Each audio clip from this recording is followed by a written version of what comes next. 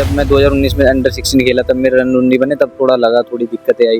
फिर उसके बाद कोविड लग गया, कोविड में मम्मी की डेथ हो गई, फिर उसके बाद फिर पापा की होगी 2022 में, तो उस टाइम पे बहुत दिक्कत आई। नहीं, बस यही था कि मतलब घर पे जो दिक्कतें थी, मतलब पैसों वैसों की दिक्कतें थी, वो सब थी। तो फिर मैं मतलब ऐसा लगा कि छोड़ देना चाहिए, कुछ काम करना चाहिए, क्योंकि मैं क्रिकेट छोड़ना नहीं चाह रहा था। फिर उसके बाद मैं एकेडमी में सर के पास आया, मैंने सर कोई काम वाम करा दो मुझे, और मतलब ऐसी ऐसी दिक्कत हो रही है खर्चे की। तो सर ने फिर मुझे कहा तू महीने के पैसे मुझसे ले लेकर एकेडमी में रह।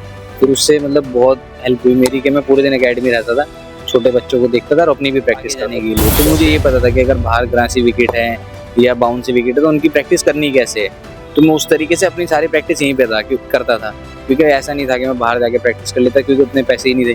तो जो कुछ था यहीं पे था, जो कुछ था यहीं पे यूज़ किया मैंने। नेचुरली है कि बहुत अच्छा ही लगेगा, बहुत ज़्यादा खुशी है, खुशी का माहौल पूरी एकेडमी में भी है। अब जब भी आता है तो बच्चे मतलब बहुत अच्छी तरह से इसको करते हैं, क्योंकि फोटो छोटे छोटे बच्चे फोटो खिंचवाते हैं, बहुत ज़्यादा मतलब अच्छा लगता है, खुशी का माहौल है बहुत। हाल ही में सहारनपुर के एक युवा खिलाड़ी ने अपना नहीं सहारनपुर जिले का नाम देश भर में रोशन किया है और अंडर 19 इंडिया टीम की कप्तानी, एशिया में जो मैच चले थे उनकी कप्तानी की है। आज खुद वो सहारनपुर पहुंचे, उनकी टीम जो है फाइनल तक का सफर किया है। उन्हीं से जानते हैं कि यहाँ तक उनका सफर कैसा रहा और कितनी कठिनाइयों का उन्होंने सामना करना पड़ा। सबसे पहले तो अमान, बहुत बहुत स्वागत है आपका। थैंक यू अक्षय भैया। पहले तो आपको बहुत बहुत बधाई। और फाइनल तक आपकी टीम पहुंची, उसमें कैसा सफर रहा वहां तक का? बस यही था भैया, पहला मैच हम लोगों का पाकिस्तान से था, वो हम लोग हार गए थे। फिर उसके बाद हम लोगों ने 3 मैच अच्छे खेले, सेमीफाइनल में अच्छा खेला, फिर फाइनल। और पहले मैच को छोड़ के मतलब जो पूरी जर्नी रही बहुत अच्छी रही, बहुत कुछ सीखने को मिला, बहुत अच्छा एक्सपीरियंस था। चलो, ये तो आपने एशिया कप का बता दिया। उससे पहले सबसे पहले कैसे पता लगा कि आपको नई शुरुआत कहाँ से हुई आपकी करियर की? मेरे करियर की मैंने मतलब जब मैच वगैरह देखता था पहले टीवी पे, फिर उसके बाद गली वगैरह में खेलता था। फिर 2014 में मैंने अम्बेडकर स्पोर्ट्स स्टेडियम है हमारे यहीं पे सहारनपुर में, वहाँ से स्टार्ट किया था। तो आपने सहारनपुर स्टार्ट किया। सबसे पहले प्रथम बार जब आप खेले तो घर पे कैसे पता लगा कि हाँ यार ऐसे खेल सकते हैं? नहीं, घर वालों को ऐसे कुछ नहीं पता था, बस मैं ही था कि इधर उधर खेलता था। तो घर वालों को तो यही पता था, पूरे दिन जाके बाहर रहता है, उन्हें कुछ नहीं पता। बस मैं खेलता था और शाम को घर आता था। अच्छा, पढ़ाई का कैसे मैनेज किया आपने?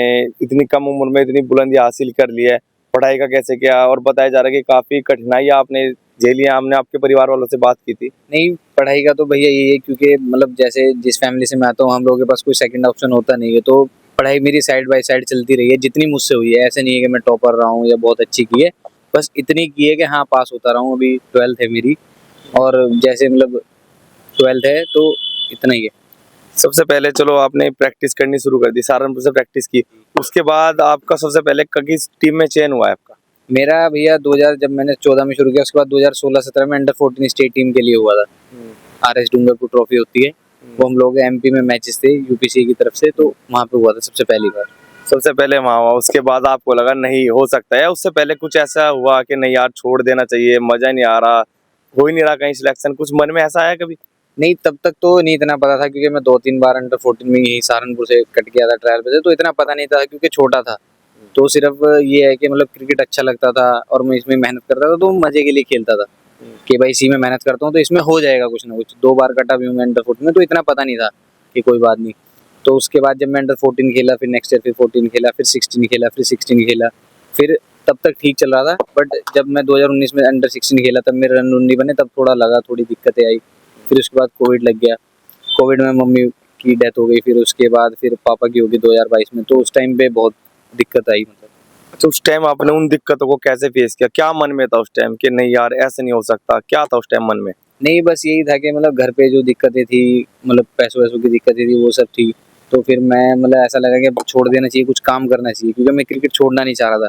क्योंकि जब पहले मैं खेलता था तो मेरे मम्मी पापा ने मुझे इतना टाइम दिया क्रिकेट खेलने के लिए, जो कि सिर्फ उनसे मुझे यही चीज़ चाहिए थी कि मुझे टाइम दे, क्योंकि पैसों वैसों की तो ऐसी बात थी, वैसे ही नहीं थे उनके पास जो वो मुझे देते। पर ये चीज़ थी कि उन्होंने जो टाइम दिया मुझे, जिसकी वजह से मैं क्रिकेट खेल पाया। तो बस यही चीज़ थी कि उस टाइम पे मैं ये रियलाइज़ करता था कि जब उन लोगों ने नहीं कभी मना किया तो मैं अब क्यों छोड़ूं। फिर उसके बाद मैं एकेडमी में सर के पास आया, मैंने सर कोई काम वाम करा दो मुझे, और मतलब ऐसी ऐसी दिक्कत हो रही है खर्चे की। तो सर ने फिर मुझे कहा तू महीने के पैसे मुझसे ले लेकर एकेडमी में रह। फिर उससे मतलब बहुत हेल्प हुई मेरी कि मैं पूरे दिन एकेडमी रहता था, छोटे बच्चों को देखता था और अपनी भी प्रैक्टिस करता था। तो अकेडमी में कौन सी अकेडमी में रहते थे जब उस वक्त? मैं SBB एकेडमी में यहाँ पे। तो सर ने आपको कहा कि कोई दिक्कत नहीं है, यहाँ से प्रैक्टिस करो, जो भी खर्चा वर्चा होगा सब यहाँ SBB सर ने? हाँ, टप्पू सर है हमारे, राजीव गोयल सर, तो यही देते थे सारा। और भैया हैं जो हमारे एचडीसीए के डायरेक्टर हैं, एचडीसीए टीम है, इन्होंने बहुत हेल्प की इस टाइम पे। चलो ये तो ये टाइम हो गया, तो प्रैक्टिस को लेकर क्या था, मतलब प्रैक्टिस का शेड्यूल क्या था, और यहाँ पे इस तरीके की प्रैक्टिस इतने बड़े लेवल पे खेलने के लिए यहाँ प्रैक्टिस थी या कुछ और भी तरीके से एक्स्ट्रा प्रैक्टिस करी आपने कहीं पे? नहीं, मैंने यहीं पे की भैया उस दौरान, क्योंकि कहीं बाहर जाने के पैसे ही नहीं थे। तो मुझे पर क्योंकि मैं बाहर खेला हूँ तो मुझे ये पता था कि कहाँ पे किस जगह पे कैसे एडजस्ट किया जाता है आगे जाने के लिए। तो मुझे ये पता था कि अगर बाहर ग्रासी विकेट है या बाउंसी विकेट है तो उनकी प्रैक्टिस करनी कैसे है। तो मैं उस तरीके से अपनी सारी प्रैक्टिस यहीं पे था करता था, क्योंकि ऐसा नहीं था कि मैं बाहर जाके प्रैक्टिस कर लेता, क्योंकि उतने पैसे ही नहीं थे। तो जो कुछ था यहीं पे था, जो कुछ था यहीं पे यूज़ किया मैंने सब। तो आपका नाम अंडर 19 इतने बड़े महत्वपूर्ण पद पे आप रहे, अंडर 19 इंडिया के कप्तान रहे, तो कप्तान जब बने उस वक्त मन में क्या था कि कैसे होंगी चीजें, क्या कुछ होगा? नहीं मतलब ये सब चीज़ें मतलब मुझे काफ़ी लोगों ने बोला भी है कि जब मैं ऑस्ट्रेलिया सीरीज़ पे भी मेरा नाम आया था एज ए कैप्टन, तो मैं वहाँ भी आया, वहाँ से तो हम लोग जीत गए थे सीरीज़ और मैंने रन भी बनाए थे। तो मुझे एक दो लोगों ने ये बोला था कि हमें तो लगा था कि एज ए कैप्टन जैसे गया तू तो प्रेशर में रहेगा, रन नहीं बना पाएगा, पर तूने अच्छा किया। पर मुझे नहीं लगता कि एज ए कैप्टन मैं और अच्छा खेलता हूँ टीम के लिए, क्योंकि मेरे पे जितनी मतलब मैं ग्राउंड पे प्रेजेंट में रहता हूँ तो उतना अच्छा लगता है मुझे। जितना मैं ग्राउंड पे बोलता हूँ, लड़कों को बताता हूँ, उतना अच्छा लगता है। क्योंकि स्टेट टीम की मैं जब पहले साल अंडर 14 खेला था, उसके नेक्स्ट ईयर जब खेला था, तब से कैप्टनसी कर रहा हूँ स्टेट टीम की। तो ये मतलब मुझे आदत है ऐसे करना, ग्राउंड पे लड़कों को बोलना, बताना टाइम पे क्या चीज़ें करनी क्या नहीं, तो ऐसा कुछ वो नहीं था मुझे। अच्छा, कप्तानी की आदत बन चुकी थी कि धीरे धीरे नहीं, तो अब क्या मन में आगे क्या टारगेट है और अब क्या हो सकता है? अभी आईपीएल में नाम है या फिर अभी भी लग रहा है कि नहीं अगले साल तो पक्का ही है? नहीं नहीं, इस साल तो नहीं है भैया। क्रिकेट में आप कुछ भी ग्रांटेड नहीं ले सकते, जो सच्चाई है क्रिकेट की, मतलब आप नहीं कह सकते पक्का कुछ भी इसमें। हाँ बस ये है कि नेक्स्ट ईयर ये है कि अच्छा ही होगा इस साल से भी। इस साल बहुत अच्छा हुआ है, पर अगला साल इससे भी अच्छा होगा। आगे जो डोमेस्टिक के मैचेज हैं, स्टेट के अंडर 19 वगैरह के, 23 के रणजी ट्रॉफी, उसमें ही जाने की वो। तो सहारनपुर के जो स्टाफ है यहाँ का एचडी से, उसका कैसा सपोर्ट रहा है? सबसे मेन चीज सपोर्ट की होती है, क्योंकि खिलाड़ी तो बहुत खेलते हैं लेकिन सपोर्ट जिसका अच्छा होता है खेलना वगैरह, तो उसमें सपोर्ट की बहुत जरूरत है। तो कैसा सपोर्ट रहा है? नहीं ऐसी बात नहीं है कि सपोर्ट की जरूरत होती है। आप एसडीसीए में क्या है हमारे, मतलब ये लोग जो लोग यहाँ से अच्छा करते हैं, एसडीसीए सबको सपोर्ट करता है। पर बात ये है कि आप अच्छा करने वाले होने चाहिए। ऐसा नहीं है कि फिर आप पूरी एकेडमी को सपोर्ट करो। खेलने तो कुछ ही लड़के हैं जो सच्चाई है, तो ऐसा नहीं है। जो लड़के अच्छे खेलते हैं उनको सब पूरी एसडीसीए मिलकर सपोर्ट करती है। हम देखते हैं लगातार अब सहारनपुर के लड़के भी बुलंदियां छू रहे हैं, लगातार देख रहे हैं हम कि 19, 23 लगातार रन भी बना रहे हैं। तो जब से एचडीसीए बनाया उससे पहले हम देखते हैं खिलाड़ी अच्छे नहीं है, तो लग रहा है कि हाँ एचडीसीए कर बच्चों के लिए कर रहा है अच्छा। हाँ भैया बिल्कुल कर रहा है, क्योंकि ग्राउंड बन गए हैं। पहले ऐसे टर्फ विकेट नहीं हुआ करते थे, वो कराए हैं सब जगह प्रोवाइड, ये वाली मिट्टी मंगा कर। और दूसरा ये है कि जो लड़का बच्चा पहले क्या था, पहले जो कर रहा है वो अपने आप से कर रहा है। खेल जाएगा तो खेल जाएगा, नहीं तो नहीं। अब क्या है, एसडीसीए मिलकर अगर कोई अच्छा खेल रहा है तो उसके लिए बोलता है, बात करता है, भैया को बताता है कि ये अच्छा है लड़का। तो ये चीज़ से बहुत हेल्प हुई है लड़कों के लिए। चलो आपसे भी बात करें तो सर, कैसा लग रहा है आपका बच्चा जो है बुलंदियां छू रहा है, इंडिया टीम तक कप्तानी तक का सफर, तो कैसा महसूस हो रहा है, कैसा लग रहा है? नेचुरली है कि बहुत अच्छा ही लगेगा। बहुत ज्यादा खुशी है, खुशी का माहौल पूरी एकेडमी में भी है। अब जब भी आता है तो बच्चे मतलब बहुत अच्छी तरह से इसको करते हैं।